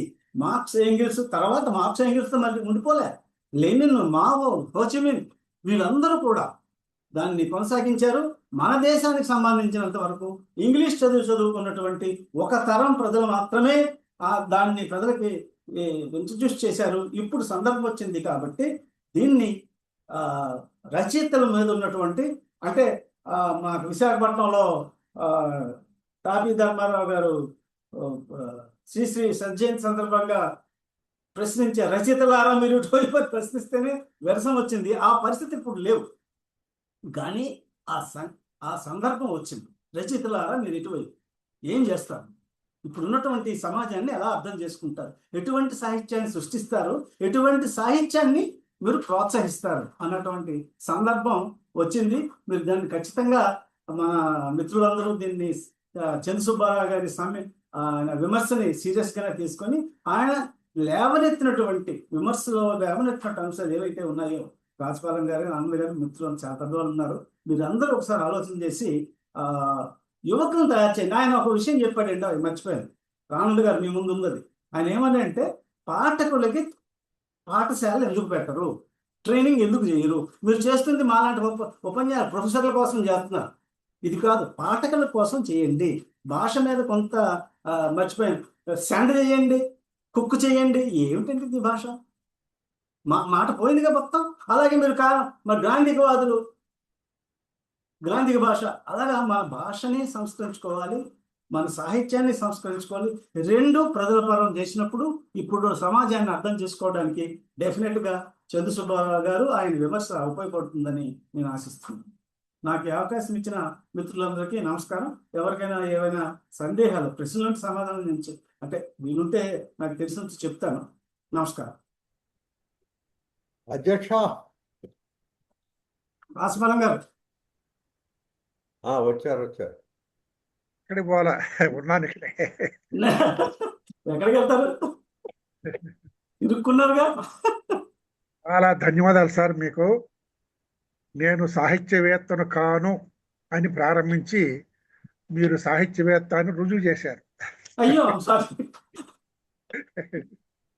సార్, మీరు సామాజిక శాస్త్రవేత్త అయ్యుండి ఒక రచయితను, ఒక సాహిత్య విమర్శకుడిని ఇంత లోతుగా చదవడం మాకు చాలా ఆనందంగా ఉంది. విభాత సంధ్యలోని ఒకప్పుడు శ్రీ సుబ్బారావు గారి సంపాదకత్వంలో వ్యాస సంపుటం వచ్చింది. శాస్త్రాలను సాహిత్యానికి అన్వయిస్తే విమర్శ ఎలా ఉంటుంది అనేది రుజువు చేశారనమాట. మీరు ఆ తానులో పోగని నేను భావిస్తున్నాను సార్. మీ ప్రసంగం శాస్త్ర ఉపాధ్యాయుడు, మీ ప్రసంగము కట్టమంచి రామలింగారెడ్డి గారు కవిత తత్వ విచారంలో ప్రబంధాలను గురించి చెప్పినటువంటి అభిప్రాయంతో, అలాగే ఆయన రాసినటువంటి భారత అర్థశాస్త్రంలోని వాక్యాలతో ప్రారంభించారు. ఈ తర్వాత మీరు చంద్ర సుబ్బారావు గారి గురించి మాట్లాడారు. రచయితల సంఘాలు పౌర సమాజంలో ఒక భాగం అని మీరు చెప్పడం చాలా వాస్తవికమైనటువంటి అభిప్రాయంగా నేను భావిస్తున్నాను సార్. అరసమని మీరు అభినందించారు. ఈ ప్రసంగాలన్నీ నిర్విరామంగా నిర్వహిస్తున్నందుకు అరసాన్ని మీరు అభినందించండి, మీకు ధన్యవాదాలు. చంద్ర సుబ్బారావు గారి 6 పుస్తకాలలో ఉన్నటువంటి 100కి పైగా వ్యాసాలను వాటిని మీరు ప్రస్తావించారు. ఇందులో ఆయనకి చంద్ర సుబ్బారావు గారికి కమ్యూనిస్టు కుటుంబ వాతావరణం ఉండటం వల్ల ఆయన అభ్యుదయవాదిగా అవతరించారని చెప్పారు. వాళ్ళ ఇంట్లో కమ్యూనిస్ట్ పార్టీ ఉండడం, వాళ్ళ మామగారు బొల్లిముద్ద శివరామకృష్ణ గారు ఉండటం, దీంట్లో నుంచి ఆయన ఒక రచయితగా విమర్శకుడికి ఎదిగారని చెప్పారు. తర్వాత కార్ల్ మార్క్స్ చెప్పినటువంటి నీ ఉనికే నీ చైతన్యాన్ని నిర్ణయిస్తుంది అన్నది సుబ్బారావు గారి జీవితంలో వాస్తవమైందని చెప్పేసి మీరు చెప్పారు. ఆంధ్ర యూనివర్సిటీలో చాలా గొప్ప సాహిత్య వాతావరణం ఉండేది. అన్ని భాషా శాఖలన్నీ గొప్ప గొప్ప గొప్ప విద్వాంసులతో నిండి సుబ్బారావు గారు వాళ్ళ దగ్గర పోయి కూర్చొని చర్చలు చేసేవారు అనేసి మీరు మాకు తెలియజేశారు. ముఖ్యంగా ఆయన శిల్ప దృష్టి అనేటువంటి పుస్తకం మీద మీరు ఎక్కువగా కాన్సన్ట్రేషన్ చేశారు. సౌందర్యాన్ని గురించి సుబ్బారావు గారు మాట్లాడినంతగా ఇతరులు మాట్లాడలేదన్నారు. అలాగే కొన్ని చోట్ల ఆయన అరసంని డిఫెండ్ చేశారు, కొన్ని చోట్ల అరసంను కూడా ఆయన విమర్శించడానికి వెనుకాడలేదు. అంటే సుబ్బారావు గారిలో ఉన్నటువంటి చందు సుబ్బారావు గారిలో ఉన్నటువంటిది ఏమిటంటే విమర్శ, ఆత్మవిమర్శ. ఇతరులను విమర్శించడం కాదు, మనల్ని కూడా మనం విమర్శించుకోవాలి అనేటువంటి మార్క్సిస్ట్ సిద్ధాంతాన్ని ఆయన అనుసరించారని మీరు తెలియజేశారు. అరసం ఒకానొక దశలో మనకు రాచమల్లి రామచంద్రారెడ్డి శిల్ప ప్రాముఖ్యం అని ఒక వ్యాసం రాశారు. కుందుర్తి ఆంజనేయులు గారు ఒకప్పుడు ఏమి చెబుతున్నాము అన్నదే ప్రధానము, ఎలా చెబుతున్నాము అన్నది అంత ప్రధానం కాదు అన్నట్టుగా నేను ఒక చోట చదివాను. అదే కుందుర్తి గారే మరలా ఎన్ గోపి తంగేడు పూలకు ముందు మాట రాస్తూ, నేను ఎంతకాలము ఏమి చెప్పాలన్నదే ప్రధానం అనుకునేవాడిని, గోపి గారి కవిత్వం చదివిన తర్వాత ఎలా చెప్పాలి అన్నది కూడా ప్రధానం అని భావిస్తున్నానని చెప్పారు. మీరు చెప్పిన చారిత్రక సందర్భాలు ఆ 60లో ఉన్నాయనుకుంటున్నాను సార్ నేను. కాబట్టి సౌందర్యాన్ని గురించి మాట్లాడడం అరసం కూడా నిర్లక్ష్యం చేసిందని ఎత్తి చూపించడానికి సుబ్బారావు గారు వెనుకాడలేదు. మీరు అన్నట్టు ఆయన సంస్కృత శ్లోకాలు ఏకదాటిగా చెబుతారు, ప్రాచీన కావ్యాల్లో పద్యాలు ఏకదాటిగా చెబుతారు, ఆధునిక కవితలను కూడా అదే ఏకదాటిగా చెప్తారు. ఇది ఒక పాఠకుడు, సమగ్ర పాఠకుడు కావడం అంటే ఇది మనం ఆమోదిస్తామా లేదా అనేది వేరే విషయం. కానీ అన్ని చదువుకున్నామా లేదా అన్నది, అన్ని చదువుకున్నవాడే సమగ్రమైన పాఠకుడు అని చందు సుబ్బారావు గారు రుజువు చేశారని మీరు తెలియజేశారు. శబ్ద సౌందర్యం అంటే చాలా ఇష్టం ఆయనకి. నువ్వు విప్లవం చెప్పు లేదా అభ్యుదయం చెప్పు, ఏమన్నా చెప్పు, కానీ శబ్ద సౌందర్యాన్ని కాపాడుకోవాలి తెలుగు వాళ్ళు, దాన్ని మర్చిపోతున్నారు అని ఆయన రాసిన వ్యాసాలు నేను కూడా చదివాను సార్. తర్వాత దక్షిణ భారతదేశంలో మనమే వెనుకబడ్డామా అని మీరు ఒక సందేహాన్ని వ్యక్తం చేశారు. కొన్ని విషయాలు ఇది వాస్తవమే. మనం ఇంగ్లీషు నేర్చుకోవటంలో, ఇంగ్లీషు మాట్లాడటంలో, ఇంగ్లీషులో రాయటంలో చాలా వెనకబడ్డాం. కన్నడిగులు, మలయాళీలు, తమిళులు అద్భుతంగా ఇంగ్లీష్లో వాళ్ళ సాహిత్యాన్ని బాగా ప్రచారం చేసుకున్నారు. ఇప్పుడు కేంద్ర సాహిత్య అకాడమీలోకి వెళ్తే ఇండియన్ లిటరేచర్ అని ఒక మ్యాగజైన్ వస్తుంది. ఆ మ్యాగజైన్లో తెలుగు సాహిత్యం మీద తెలుగు వాళ్ళు రాసే వ్యాసాలు నామమాత్రంగా కూడా ఉండవు అన్నమాట. ఎందుకంటే దాన్ని ఇంగ్లీష్ రాసి పంపాలి. మన వాళ్ళు ఇంగ్లీష్ చదువుకున్న ప్రొఫెసర్లు తెలుగు గురించి రాసేవాళ్ళు చాలా తక్కువ. కానీ అక్కడ తమిళ, కర్ణాటక, కేరళ రాష్ట్రాల్లో ఇంగ్లీష్ ప్రొఫెసర్లు మలయాళ సాహిత్యం గురించి, కన్నడ సాహిత్యం గురించి, తమిళ సాహిత్యం గురించి రాస్తారు. అది మన దగ్గర 4 పుస్తకాలు అనువాదం చేశారండి తమిళ్లో 2 ఏళ్ళలో. సరే, సత్యం గురించి మాట్లాడే దాని గురించి మీరు బాగా వివరించారు.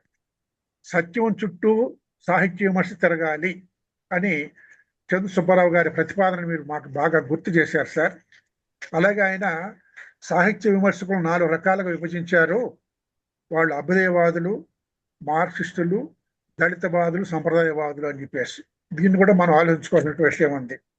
తర్వాత ఆయన పనిగట్టుకొని చేస్తారో లేకపోతే నిజంగా నమ్మి చేస్తారో కానీ చాలా కాంట్రవర్షియల్ విషయాలు కూడా ప్రస్తావిస్తారు అని మీరు మాకు తెలియజేశారు. ఈస్థెటిక్స్ నిరాదరించడం పట్ల ఆయన అసంతృప్తి పడాలని చెప్పారు. తర్వాత మనకు నచ్చిన కవిని ఆకాశానికి ఎత్తటం, నచ్చని కవిని పాతాళానికి తొక్కేయటం అనేటువంటి ఒక విరుద్ధమైన విషయాన్ని కూడా ఆయన పట్టించుకున్నట్లుగా మీరు చెప్పారు. ఎందుకంటే కొయ్య గుర్రం అనే దానికి పెద్ద పెద్ద వాళ్ళతో పోలికలు తీసుకురావడం, దీని గురించి మీరు చెప్పారు. సుబ్బారావు గారు తాను ఏ అంశాన్ని తీసుకున్నాడో ఆ అంశానికే పరిమితం కాకుండా దానికి పనికొచ్చి ఇతర అంశాలను కూడా తన విమర్శలోకి తీసుకొస్తారని చెప్పేసి అన్నారు. నిజమే, అది నాకు సర్దేశ తిరుమలరావు గారిలో కనిపిస్తుంది, చందు సుబ్బారావు గారిలో కూడా కనిపిస్తుంది. అది సైన్సు సాహిత్య సమ్మేళనము చందు సుబ్బారావు గారని మీరు నిర్వచించారు. ఆయన నాకు కొత్తగానే ఉంది సార్ ఇది. ఆయన నాస్తికుడిని కాదు అని ఆయన చెప్పుకున్నట్టుగా మీకు తెలుసు, బహుశా బాగా సన్నిహితులు కాబట్టి మేమంతా ఆయన భౌతికవాది అనుకుంటున్నాం. కానీ హేతువాది మాత్రమే, నాస్తికుడు కాదని చెప్పేసి అన్నారు. నిన్న మొన్న కూడా గోర టెంకన్న తిరుమలకు పోయి నామాలు తీసుకొని పోయినాడు ఆయన. తర్వాత ఈ పోస్ట్ మోడర్నిజం గురించి మీరు చాలా చెప్పారు సార్. పోస్ట్ మోడర్నిజం మార్క్సిజాన్ని వ్యతిరేకించడానికి 2 వాదాలు బయలుదేరాయి. ఒకటి నవ్య సంప్రదాయవాదం, రెండవది పోస్ట్ మోడర్నిజం. వీళ్ళిద్దరికీ మార్క్సిజం అంటే కంపరం పుడుతుందన్నమాట. సంప్రదాయం అంటే నూకలు పుట్టవని దానికి నవ్య అనే పదం చేర్చి ఈ చారిత్రక సాహిత్యాన్ని, లేకపోతే ఇప్పుడు వచ్చిన పౌరాణిక సాహిత్యాన్ని, వీటన్నిటిని కలిపి మార్క్సిస్ట్ వ్యతిరేక సాహిత్యాన్ని అంతా కలిపి నవ్య సంప్రదాయం అనేటువంటి లేబుల్తో ప్రచారం జరిగింది. తర్వాత కొంతకాలానికి దాదాపు అదే సమయంలో ఈ పోస్ట్ మోడర్నిజం ఒకటి వచ్చింది. మనకు శాస్త్రి గారు, రెడ్డి శాస్త్రి గారు అని ఉండేవారు శ్రీకాకుళంలో. పోస్ట్ మోడర్నిజం అనే కథ రాశారు ఆయన. భారతీయ సమాజం ఇప్పటికీ మోడర్న్ కాలేదు. మోడర్న్ కాని దేశంలోకి పోస్ట్ మోడర్న్ ఎలా వస్తుందో అని ఒక పాత్ర ప్రశ్నిస్తుంది ఆ కథలో. కానీ మన తిరుపతిరావు గారు వీళ్ళంతా కలిసి చాలా మంది మార్క్సిస్టు కూడా ఈ పోస్ట్ మోడర్నిజాన్ని బాగా ప్రధాన మోస్తూ ఉన్నారు. ఇప్పుడు మళ్ళా 3వది ఒకటి తయారవుతా ఉంది. అదేమిటంటే శూద్ర హిందూయిజం అనేది ఒకటి తయారవుతుంది. అది మా ఆంధ్రప్రదేశ్లో ఉత్పత్తి అవుతూ ఉంది. అది దాని పరిస్థితి ఎట్లా తర్వాత చూద్దాం మనం. తర్వాత చంద్ర సుబ్బారావు గారు బాగా చదువుకున్నారు, కానీ కొంతమందిని చదువుకోకపోవటం వలన ఆయన కొన్ని చేయరాని ప్రతిపాదనలు చేశారని కొన్ని మీరు సూచించారు. అలాగే అస్తిత్వవాదము అని ఇప్పుడు అంటున్న మాట సరైన మాట కాదు, ఎగ్జిస్టెన్స్ వేరు, ఐడెంటిటీ వేరు అని మీరు మాకు ఒక విషయాన్ని ప్రతిపాదించారు సార్. దీని గురించి ఆలోచించుకోవాలి, అస్తిత్వవాదులు కూడా దీని గురించి ఆలోచించుకుంటారని నేను ఆశిస్తూ ఉన్నాను. తర్వాత సుబ్బారావు గారి వాక్యం చాలా అందమైన వాక్యము అని మీరు బాగా అనుభూతి చెంది చెప్పారు మాకు.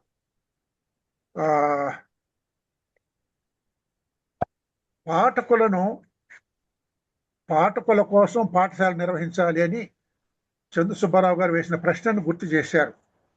మీ ప్రసంగాన్ని ముగిస్తూ చంద్ర సుబ్బారావు గారి సాహిత్య విమర్శ కాలం చెల్లినది కాదు, ఈనాటికి కూడా తెలుగు వాళ్ళందరూ చదవాల్సిన విమర్శ, చదివితే మన తెలుగు సాహిత్యానికి, తెలుగు సాహిత్య విమర్శకు మేలు జరుగుతుందని మీ ప్రసంగాన్ని ముగించారు సార్.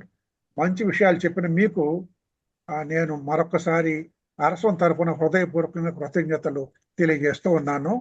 ఇప్పుడు మా మిత్రులు ఎవరైనా మీ ప్రసంగం మీద క్లుప్తంగా అభిప్రాయాలు చెప్పచ్చు, సూటిగా ప్రశ్నలు ఏమైనా ఉంటే అడగచ్చు. ధన్యవాదాలు. మిత్రులారా, ఎవరైనా అభిప్రాయం క్లుప్తంగా చెప్పండి, లేదా ప్రశ్న సూటిగా వేయండి. చక్కగా సమరైజ్ చేశారండి రాజపాలెం గారు. Okay sir.